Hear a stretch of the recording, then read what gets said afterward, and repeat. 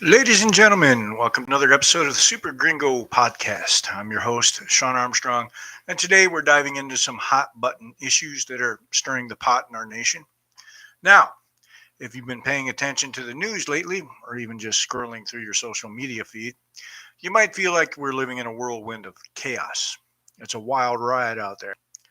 Let me ask you this. When was the last time you heard a good laugh about politics? I mean, really, when was the last time you tuned into late night TV and thought, wow, they really nailed it? Because here's the thing, folks, free speech is alive and kicking. Yes, Bob Reich has made some bold claims about Trump stifling our voices and attacking the press. But come on, if late night comedians can roast him without any fear of repercussions, then I'd say our free speech is doing just fine. And speaking of fine, let's talk about those claims of dictatorship. You know what? They're exaggerated at best. When it comes to immigration enforcement, yes, those actions regarding illegal aliens, they are legal. Let's not forget that every country has its own rules regarding borders. It's not tyranny, it's policy. Now, let's shift gears for a moment because while we're on the topic of political chaos, what's going on with the opposition party? Where's their vision? Back in the day, political movements had clarity, they had purpose. Today, it's like watching a toddler throw spaghetti against the wall to see what sticks. Chaos everywhere. What we need right now is accountability, a constructive dialogue rather than sensationalism that gets us nowhere fast. And let's face it, illegal immigration puts an economic burden on taxpayers. We need urgent reevaluation of our immigration policies, not just for us, but for future generations. And oh boy, don't even get me started on cultural issues. Cancel culture is creeping in like an unwelcome guest at a party you didn't want to throw in the first place. Identity politics are dividing us more than uniting us. So, how do we move forward? We focus on unity rather than division. Are you ready for this conversation? Buckle up. We've got an insightful episode ahead.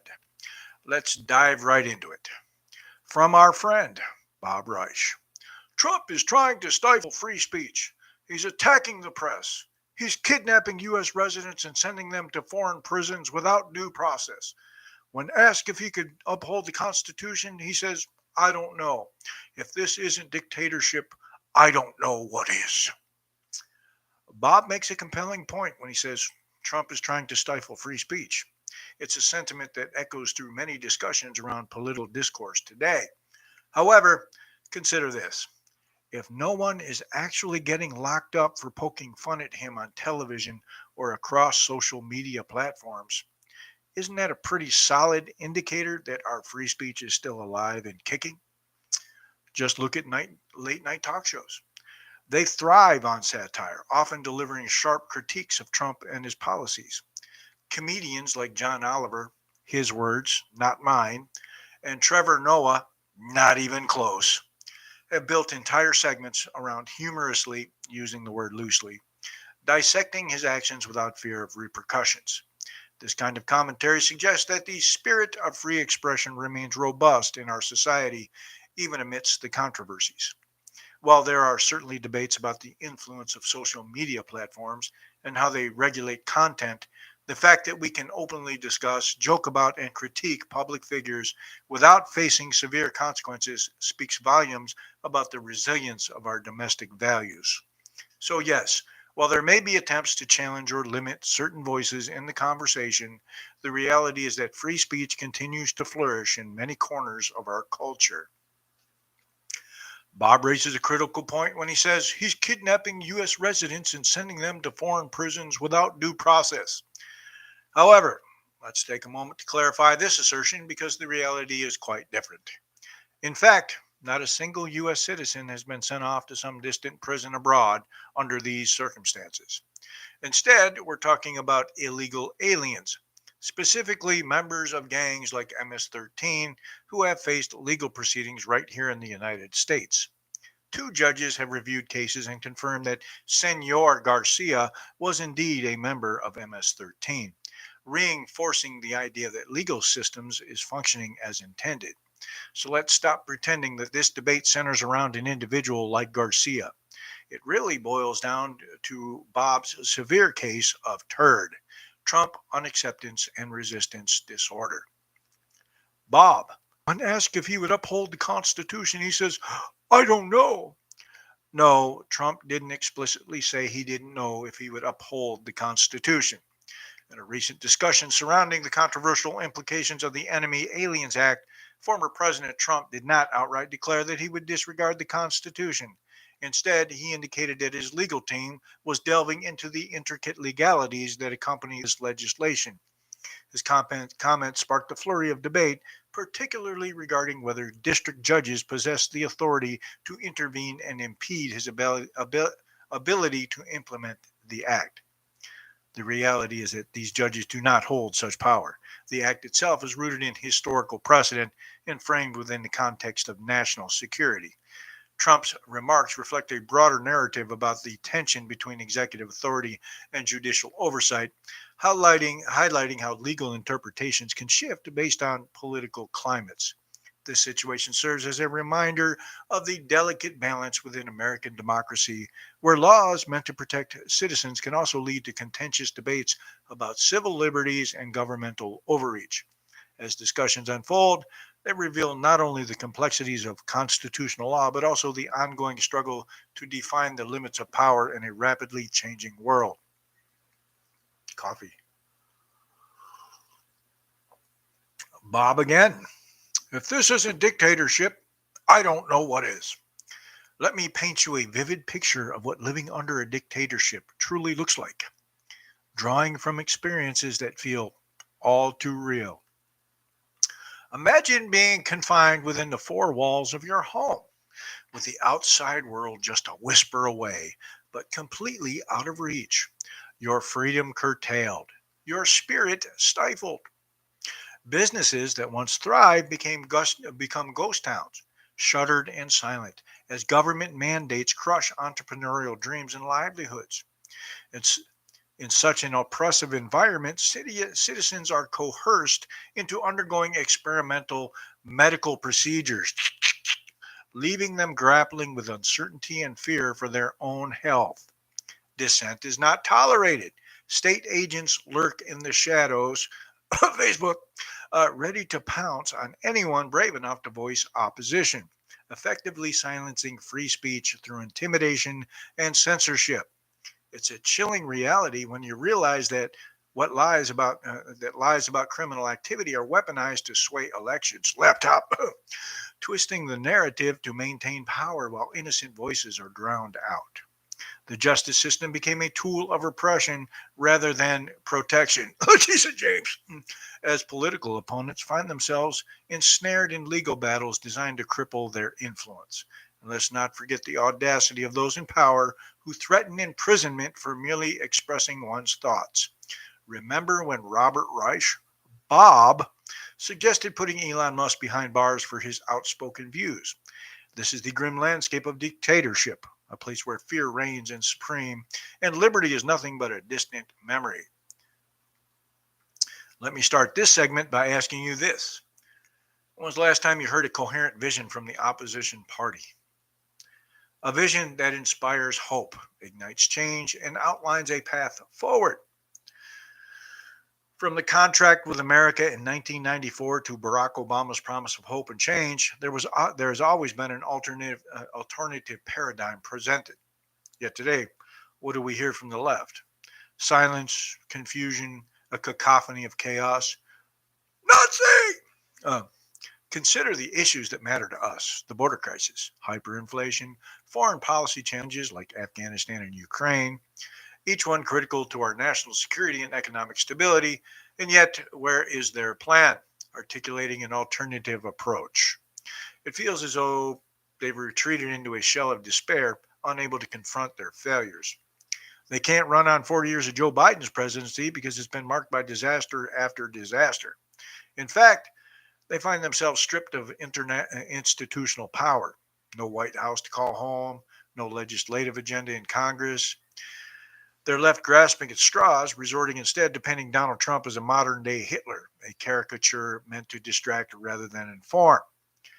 This reductio ad Hitlerum tactic is not just baseless, it's desperate. Now, let's consider this chaos they are manufacturing in an incessant barrage of negativity aimed at overwhelming us into submission.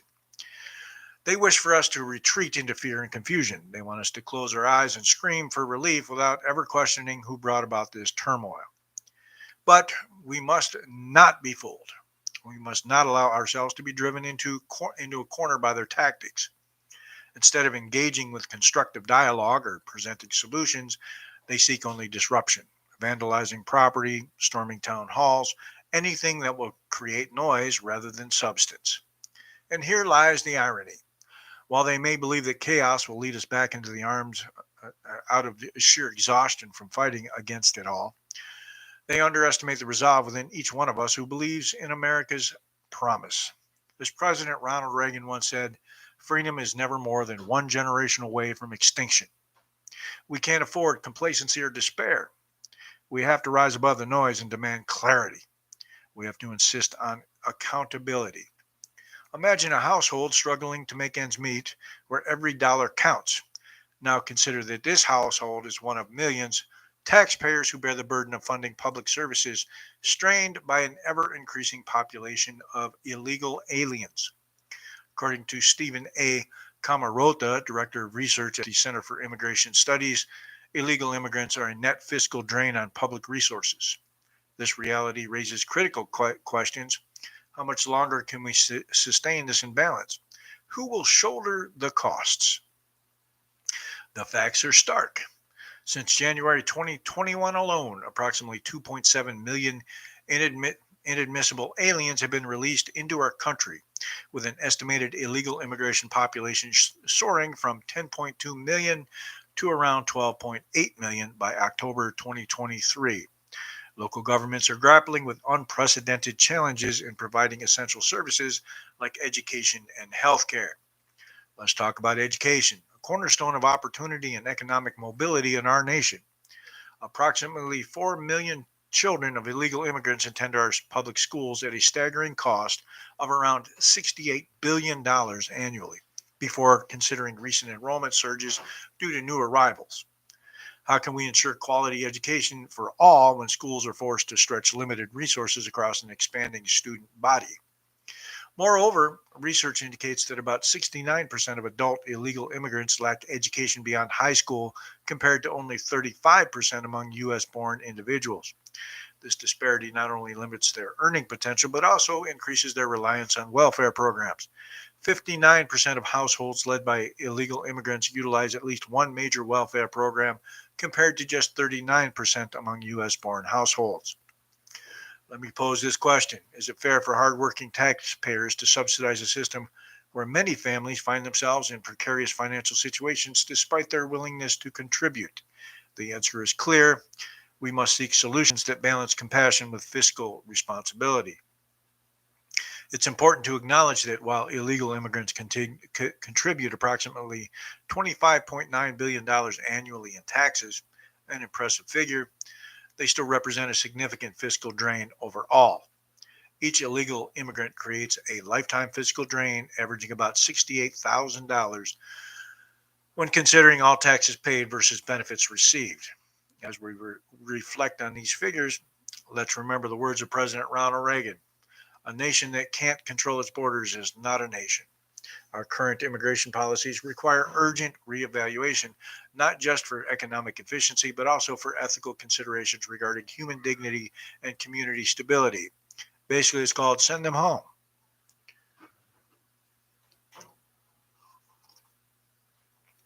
Come here legally or don't come. Imagine for a moment it's just past midnight. The world outside is quiet, but inside a home, a sanctuary, chaos reigns. A man is violently assaulted, his life extinguished too soon at the hands of those who disregard not only our laws but also our humanity. The victim was a 47-year-old man known for his kindness, a neighbor seen walking his two dogs with a smile on his face. How can we reconcile this image with such an unspeakable act? This incident has been attributed to individuals who entered our country illegally from Eastern Europe, specifically Georgia, and their actions have not only taken away a life, but also shattered the peace of an entire community. We have to ask ourselves, how many more tragedies do we have to endure before we take decisive action? How many more families will suffer because we fail to address illegal immigration and its connection to crime? As President Donald Trump stated recently, we have thousands of people, some murderers and some drug dealers, some of the worst people on earth. His words echo a sentiment that resonates deeply within us all. Security is not merely an option, it's a necessity. But let's not forget that this issue transcends politics. It touches lives. It brings forth stories like those shared by grieving parents who have lost children to violence perpetrated by individuals who should never have been allowed within our borders. They stand before us as living testaments to the need for reform, a call for justice, not just for their own loved ones, but also for Americans. It's vital that we recognize these stories as more than statistics. They're reminders that behind every number lies a family torn apart by grief. As one father poignantly stated about his daughter's death at the hands of an illegal alien, "I can't bring my daughter back." These are words no parent should ever utter. So, what do we do now? We have to unite as citizens and demand accountability from our leaders. We have to advocate for policies that prioritize public safety over political correctness. This means supporting law enforcement efforts to remove dangerous individuals from our communities, those who come here unlawfully with intentions that threaten us all. Let me ask you this. What happens when an incident intended to cancel someone leads instead to a rallying cry for support? When Shiloh Hendricks allegedly used a racial slur in response to a child rummaging through her belongings, it was captured on a video meant to condemn her actions. Yet, what unfolded was something entirely different, an outpouring of financial support from those who felt she had been wronged. How can we reconcile these starkly contrasting perspectives? This event is emblematic of the growing backlash against perceived cancel culture. Many young people today, particularly from Gen Z, are expressing frustrations with narratives that paint them as oppressors based solely on their race. They feel caught in a web woven by decades of racial identity politics and are yearning for solidarity rather than division. It's crucial that we listen to these voices because they represent a significant shift in how race relations are understood across generations. As we delve deeper into this discussion, let's reflect on the implications of movements like Black Lives Matter. While BLM has undoubtedly brought critical issues to the forefront, crime, some argue it has also exacerbated racial tensions rather than alleviating them. This duality raises important questions. Are we fostering understanding or deepening divides? Are we building bridges or erecting walls? The fundraising efforts surrounding both Hendricks and the child involved reveal a complex societal divide, one where motivations for support are often dictated by race. This polarization is not merely an isolated phenomenon, it reflects broader trends in our society where individuals seek to align themselves with perceived victims of unfair treatment. Critics argue that this increasing polarization is rooted in years of racial identity politics that often overlook individual circumstances while demanding accountability for entire groups based on historical injustices.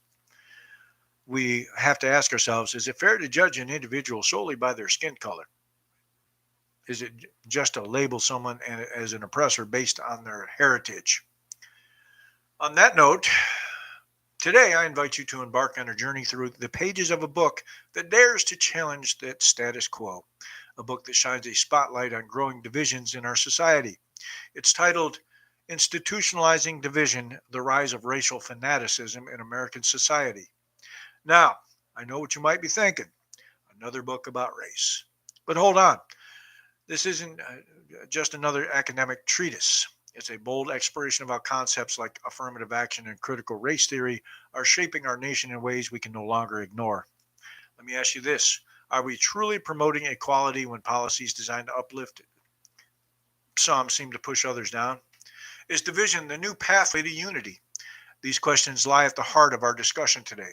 As we turn the pages, we'll uncover perspectives that challenge conventional wisdom and explore whether these well-intentioned policies inadvertently create more harm than good. The book opens with an assertion that many may find provocative. that affirmative action may very well violate the 1964 Civil Rights Act.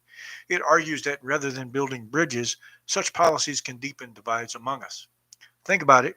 When we categorize individuals based on identity rather than merit, do we foster community or fracture it further? And then there's critical race theory, an ideology that has sparked heated debates across the classrooms and boardrooms alike. Supporters claim it elevates marginalized voices. Detractors warn it institutionalizes racial fanaticism. But let's consider this together. Is CRT truly bridging gaps or is it driving wedges between us? Can an ideology that emphasizes differences ever unite us as one people? In educational settings, our future leaders' training grounds, we see parents advocating for transparency and clarity in what their children are learning.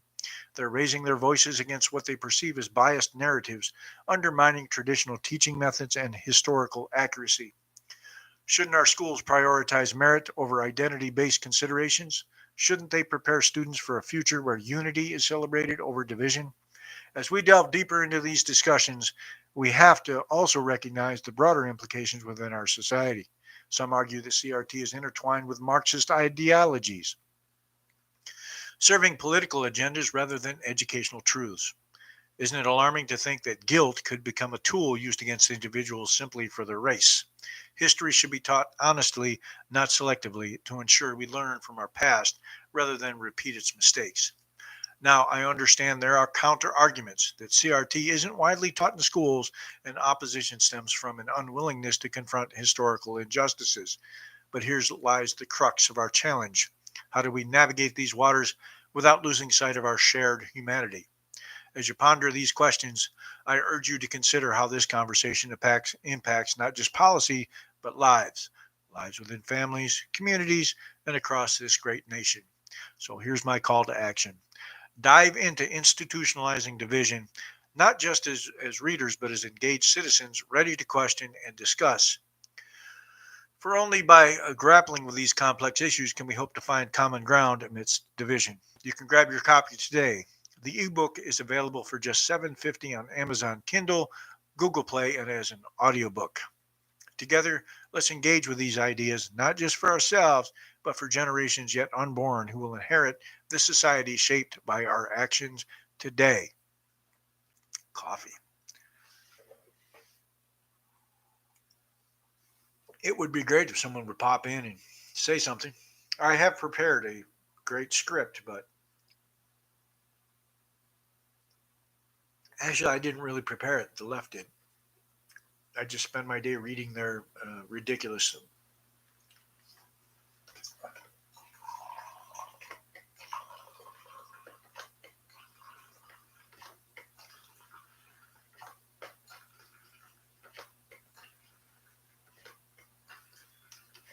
If you want to know if they're teaching CRT in schools, just ask a student about unconscious bias and then listen to the answer and you'll realize that, yes, they've been indoctrinated. The left trying to sound smarter than they are. Now, I'm not going to show you the grammar, but 1 in 4 high school graduates can't read above sixth grade level. Oh, I found one. The new rare earth deal that Trump signed with the Green Goblin in Ukraine goes like this: comma, comma, comma, comma, comma, comma, comma, comma. The $350 billion that Trump insisted that Ukraine pay back to the U.S., comma, comma, comma, comma, comma, that's gone now, comma, comma, comma. As part of the deal signed, comma, comma, USA won't see a penny of this money, comma, comma, comma, comma. The infrastructure needed to extract all of this rare earth from the ground in Ukraine, comma, comma.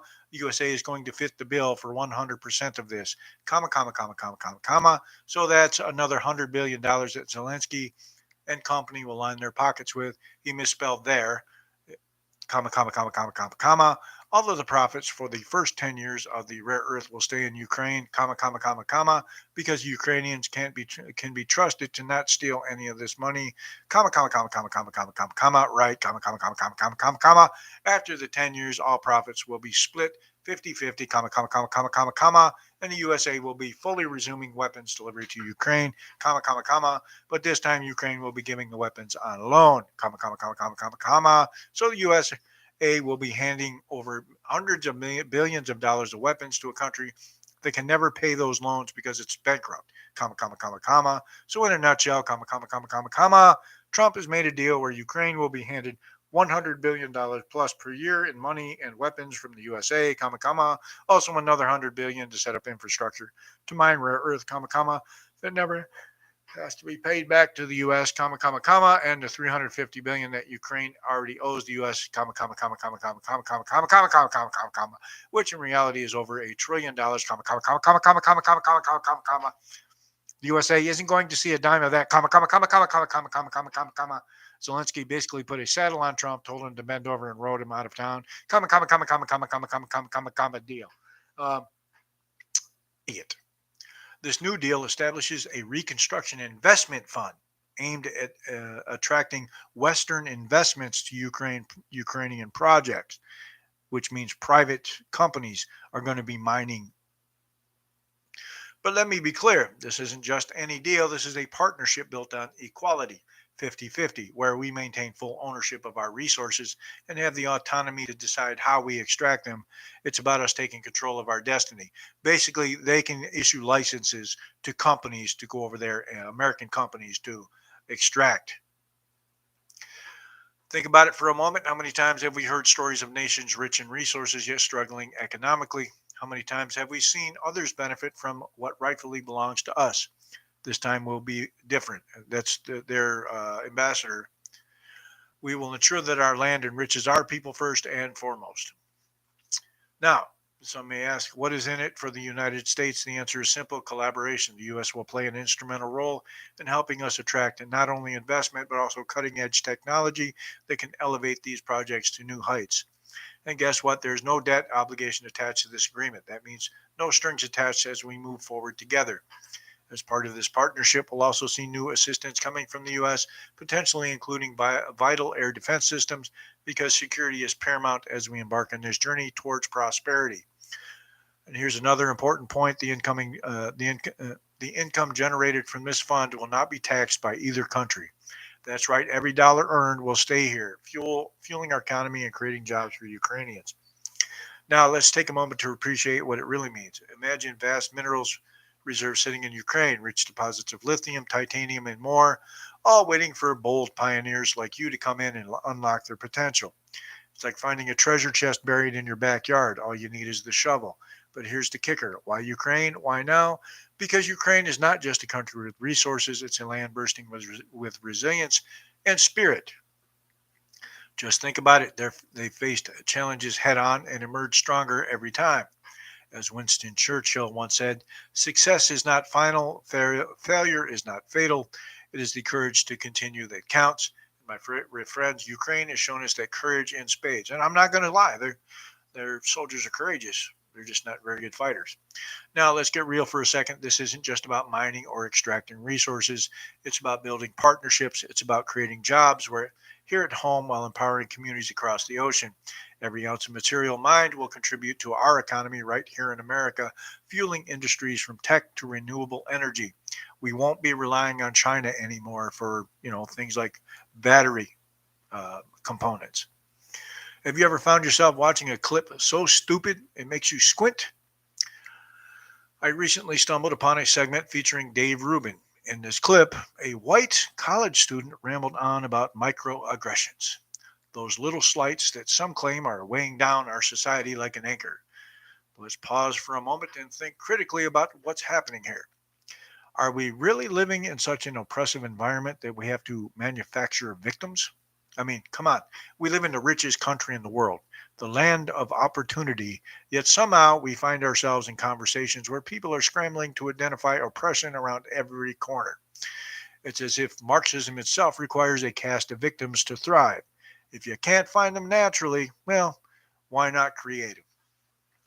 Dave Rubin even offered this student $20 to articulate her oppression. Her answer: hate speech, specifically speech she personally hates. Now, let's unpack that for a second. Hate speech is indeed protected under the First Amendment, unless it incites violence or poses an immediate threat. So why are we so quick to label differing opinions as hate? Let's take Dave Rubin himself as an example, a conservative gay man who doesn't allow his sexuality to define him or dictate his identity. He stands tall amidst societal pressures and challenges those around him to engage with ideas rather than retreat into victimhood. Now, I want you all to think about this. What does true hatred look like? If we're going to talk about hate groups in America, let's not turn a blind eye to history. From the KKK's despicable legacy of racism and violence to today's radical factions within the Democratic Party, the narrative isn't just black and white, it's complex and often twisted. The KKK was founded on hatred and division. It thrived on creating fear among communities based solely on race. Fast forward to today, and we see organizations like BLM claiming they fight for equality while often sowing discord instead of unity. Where do we draw the line between activism and antagonism? Let's not forget Antifa, an organization that claims to fight fascism but often resorts to the violent tactics themselves. So I ask you, who is really perpetuating hate here? Is it those who stand firm in their beliefs or those who seek out offenses at every turn? Here's where I urge all of you, the thinkers, the doers, to rise up against this culture of manufactured victimhood. Let's embrace dialogue over division. Let's challenge one another with respect rather than retreating into echo chambers where only our own views are validated. Coffee. Oh, weird. I assume comments are working. Today, I invite you to embark on our journey through the pages of history, a journey that takes us deep into the heart of American civil rights. But this isn't just any history. It's a nuanced exploration of how noble ideals have been shaped, twisted, and sometimes hijacked along the way. Imagine standing at the crossroads of freedom and oppression. What would you choose? The story we're about to unravel is one where natural rights, the very essence of our American founding, were meant to illuminate the path towards equality, but often found themselves obscured by shadows of ideology and division. The arc of moral universe is long, but it bends towards justice. These words from Dr. Martin Luther King Jr. remind us that while our quest for civil rights has been fraught with challenges, it's also been marked by resilience and hope. In our book, The History of American Civil Rights and the Left's Hijacking of the Nobility of the Fight for Civil Rights, we dissect this arc in vivid detail. In Chapter 1, we lay down a foundation exploring how natural rights were not just abstract concepts, but were meant to be woven into the very fabric of American life. We ask ourselves, how did these ideals evolve? How did they translate into movements that sought justice for all? Moving forward to Chapter 2, we confront an uncomfortable truth, the ideology surrounding slavery at America's inception. The founders grappled with a dilemma that would taint our nation's conscience.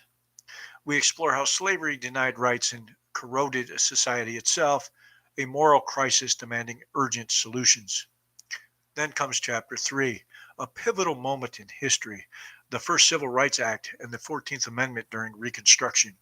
Here lies a tale rich with struggle and triumph as we examine how legislation sought to protect citizenship against fierce opposition from black codes.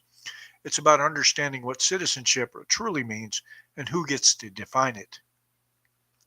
As we delve into Chapter 4 through 8, we encounter figures like Booker T. Washington and W.E.B. Du Bois, each representing distinct visions for African American advancement, and leaders like Martin Luther King Jr. and Malcolm X, whose strategic divergence yet shared a common goal, justice. We'll also tackle contemporary issues in identity politics today, how far we've come since the Civil Rights Act of 1964, yet how many narratives risk overshadowing genuine progress with victimhood agendas. So why does this matter? Why should you care about this book? Because civil rights are not merely historical events, they're living legacies that shape our present day. Every chapter serves as both a lesson from our past and a call to action for our future. As we navigate today's political landscape filled with rhetoric on social justice, let's remember that understanding history is key to forging paths towards true equality. You notice I didn't say equity. So I challenge each of you. What role will you play in this ongoing narrative? Will you become informed advocates for civil rights or passive observers as ideologies clash around us? I urge you all to pick up your copy today, whether it's an ebook or audiobook, available at $7.50 each, and dive deeper into these stories that illuminate victories won and the left's theft of its nobility. Coffee.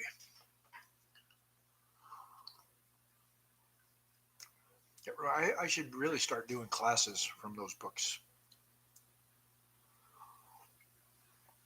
You people will probably find out you don't know as much about your country as you think you do. Imagine a vibrant tapestry woven from threads of various colors and textures. This is the vision many have when they think of multiculturalism, a harmonious blend of cultures coexisting peacefully. Let me ask you, what happens when those threads begin to fray? What occurs when the very fabric that binds us starts to unravel? Today, I want to delve into the pressing issue, the problem with multiculturalism as we know it. Now, don't get me wrong, I believe we can have multiracial societies. We can celebrate diversity in skin tones, languages, and traditions. Yet, the idea of truly multicultural society, one where every culture is deemed equal, is fraught with peril. It's important to recognize that while respect for other cultures is essential in any civilized society, multiculturalism as a doctrine poses significant challenges. You see, multiculturalism suggests that no culture is morally or intellectually superior to another. This notion sounds noble on the surface, but leads us down a dangerous path. If we can't uphold our own values, values that champion democracy, freedom of expression, equality for women, we risk undermining the very foundation upon which our society stands. Picture this. If we shy away from defending our core beliefs because we fear offending others, what does that say about our confidence in those beliefs? If the host culture views itself as inadequate or poisonous, how can it possibly foster an environment where all cultures thrive? We have to ask ourselves, how do we build community cohesion when each group retreats into its own enclave, each vying for power and recognition? This fragmentation creates a societal landscape akin to balkanized territory, where tribal enclaves exist side by side but fail to engage with one another meaningfully. Instead of unity and diversity, we face division fueled by misunderstanding and competition.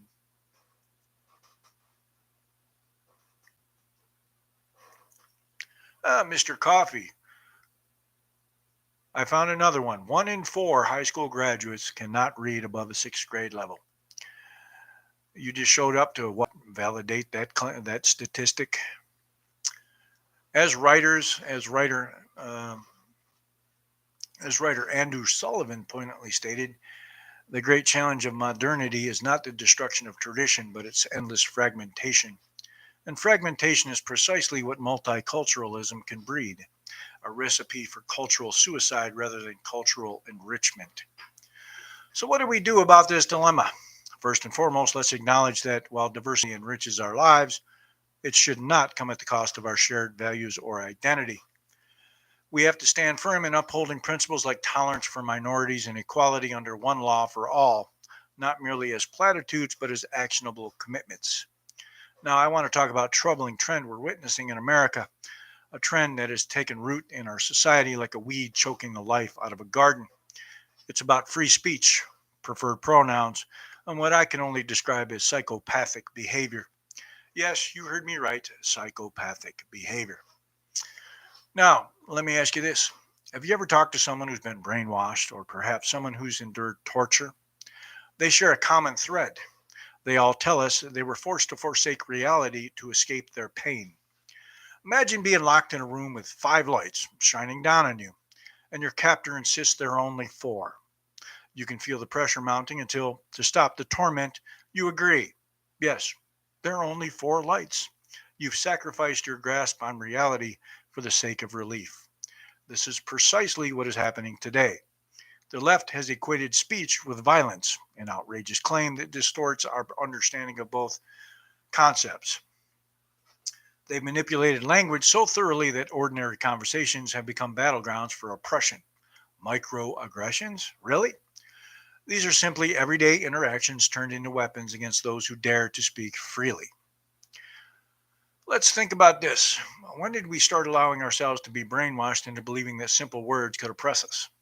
It's reminiscent of psychological manipulation tactics used by abusers throughout history, twisting truth until it no longer resembles reality at all. And why do we do this? Because it gives them power. Power over thoughts, power over actions. Marxism isn't just an economic theory, it's a method of control, a means by which they keep people in line by instilling fear and confusion. They thrive on our inability to differentiate between what is true and what they want us to believe. But here's the kicker: we can't allow this manipulation to continue unchecked. We have to rise up against the tide of brainwashing before it drowns us all. Speak up when you see injustice masquerading as compassion. Challenge the narrative when absurdity becomes normalized. Reclaim your voice in conversations where truth is twisted into lies. We have to defend free speech, not just because it's our right, because it allows us to confront uncomfortable truths head on. Together, let's expose these manipulative tactics for what they truly are: a desperate attempt by those in power to maintain control over us. Oh, goody. Two of the 1 in 4 have showed up. The 40% have arrived. Woohoo! The fight for free speech is not just about words, it's about preserving our humanity. Let's unite against this insidious brainwashing before we find ourselves living in an echo chamber where reality no longer exists. When we think about, yeah, I need more coffee. Ah, it's nice to see that the intellectuals haven't shown up.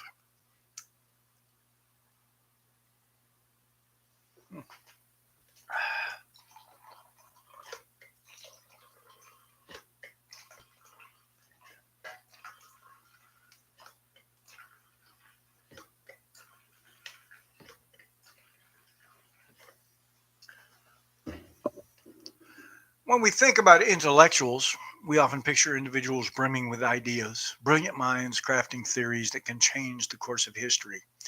But here lies a crucial distinction. While engineers build buildings and scientists develop life saving vaccines, intellectuals primarily produce concepts. This brings us to an important point. Just because someone excels in one area does not mean they possess expertise across all fields. Consider Noam Chomsky, a titan in linguistics. His insights have transformed our understanding of language, yet when he ventures into political commentary, should we automatically accept his views as gospel? Or should we remember that expertise comes with boundaries? It's like asking a chess grandmaster for advice on composing music. They may be brilliant at one game, but fall short in another. Now, let's talk about power and knowledge. Have you ever heard the phrase, it is far easier to concentrate power than to concentrate knowledge? This rings true today more than ever. Many believe that placing power in the hands of intellectual elites will solve society's problems efficiently. But here's the kicker: while knowledge may be hoarded by a few, effective governance demands insight from all corners, what I call consequential knowledge. Let me give you an example. Imagine an airport control tower operator who spots an issue with landing gear just moments before disaster strikes.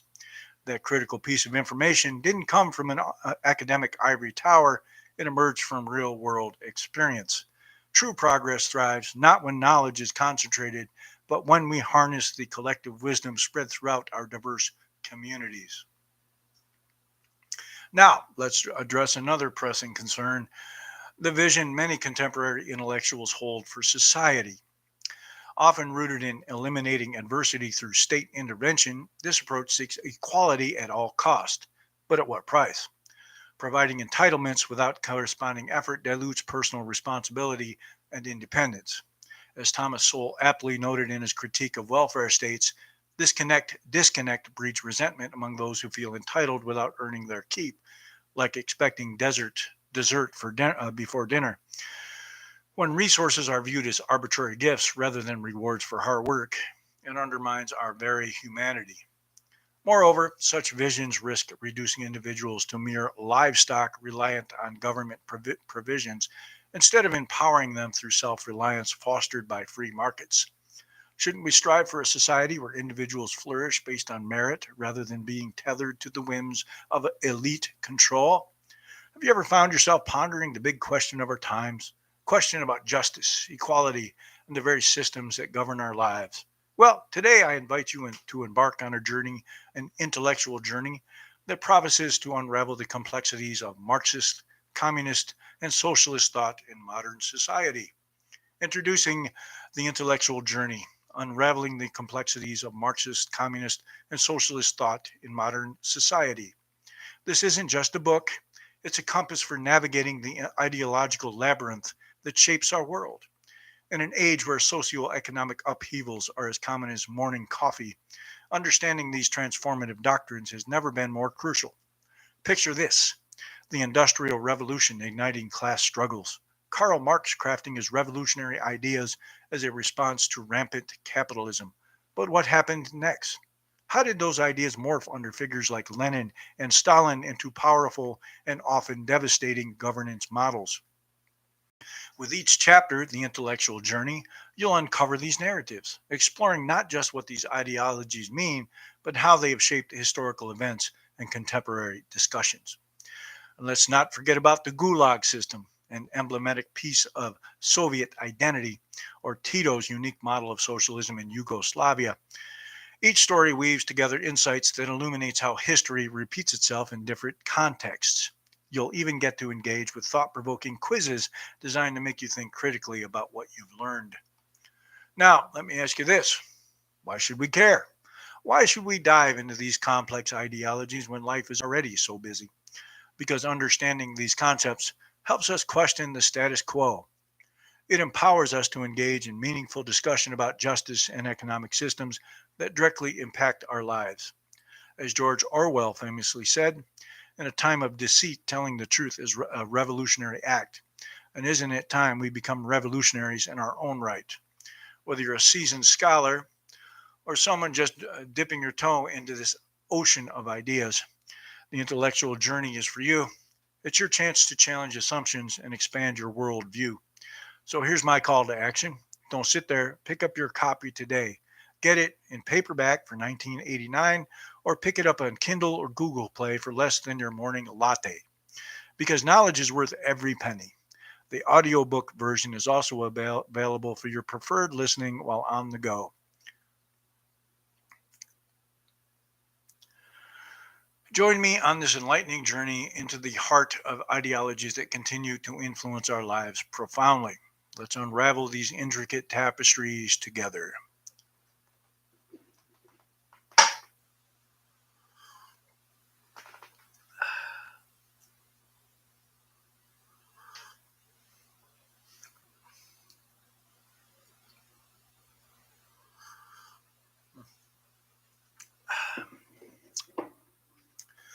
I'm going to start this segment with a simple yet profound question. What is the foundation upon which we build our societies? Is it reason alone, or is it something more complex, something woven deeply into the fabric of human existence? Today, I'll argue that reason, communism, and Marxism always fail is brutally simple. They're built on an overestimation of human reason and a fundamental misunderstanding of our nature. Let's take a step back. Karl Marx envisioned a world where all men are brothers, where needs are met and society thrives in harmony. Sounds beautiful, doesn't it?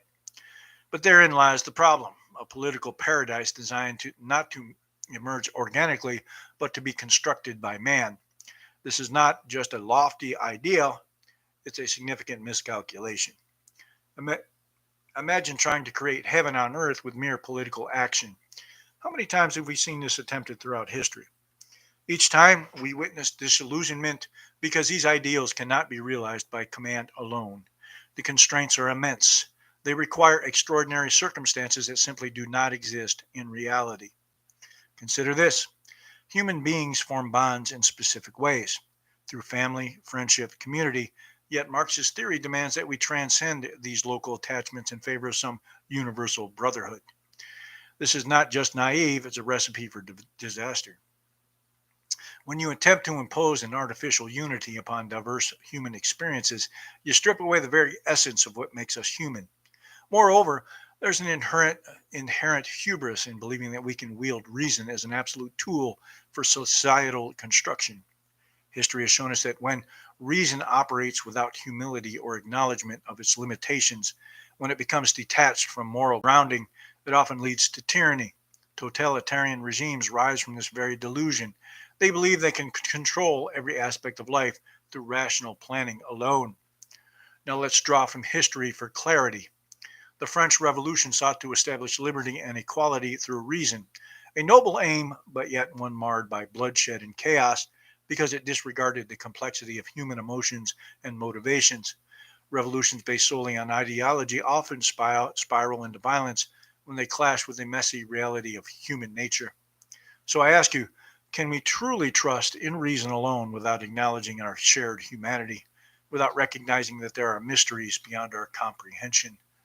This brings us to another critical point: the tension between Athens and Jerusalem, as articulated by Leo Strauss. Strauss posits that true wisdom arises when reason coexists with faith, when we recognize that some questions may remain unanswered while still striving towards understanding. In our pursuit of knowledge and progress, let's remember that rationality must not exist in isolation from spiritual insight or ethical considerations. As Socrates famously stated at Delphi, know thyself. The self awareness must include recognition of our limitations as well as our potential for growth. Ladies and gentlemen, fellow listeners and friends of the Super Gringo podcast, as we wrap up another enlightening episode, I want to take a moment to reflect on what we've discussed today. We dove deep into the complexities of free speech in our current political landscape, how it seems to both cherished and challenged in ways that are confusing as they are critical. Remember the words of Voltaire: I disapprove of what you say, but I will defend to death your right to say it. It's a powerful reminder that true free speech thrives even amidst criticism. We explored claims by Bob Reich regarding Trump's alleged stifling of free speech and his controversial actions surrounding immigration. Yet, I urge you to consider this. If late night comedians can poke fun at Trump without fear of retribution, does that not suggest that our right to express ourselves is alive and well? The laughter echoing from those stages is proof that satire remains a cornerstone of our democracy. And there's the topic of accountability. Oh boy. The opposition party seems lost in chaos, lacking a coherent vision for our future. We've seen political movements rise and fall throughout history, but today's constant negativity can feel like an anchor weighing us down. So let's ask ourselves, how can we shift from sensationalism to constructive dialogue? How do we build bridges instead of walls? Now, let's talk numbers for a second. The economic burden on taxpayers due to illegal immigration is real and pressing. It's time for an urgent reevaluation of our immigration policies. This isn't just about politics, it affects lives, families, communities. Let's advocate for solutions that work, not just for sound bites or social media likes. And speaking of division, let's address cancel culture and identity politics head on. These issues are complex but crucial. Instead of allowing them to divide us further, let's focus on unity. I highly recommend checking out Institutionalizing Division, a book that challenges current narratives around race and policy with thought provoking insights. As we close today's episode, I invite you all to join me tomorrow at 5 p.m. local time for another live discussion where we'll continue unpacking these vital topics together. Bring your thoughts, your questions. Let's make this dialogue engaging as possible. And there's nothing engaging over on this chat right here. Nothing intelligent, nothing intellectual, actually nothing worth engaging with. Although, Mike might have a point. However, the books aren't insults, they're facts. But I do audiobooks because the statistic is accurate. 40% of high school graduates cannot read above sixth grade level. Hence why I do believe that the Department of Education is kind of a wasted department. If you want proof, read below.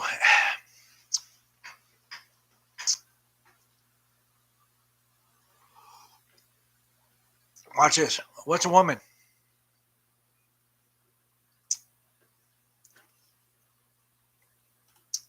But on that, I'm going to wrap it up because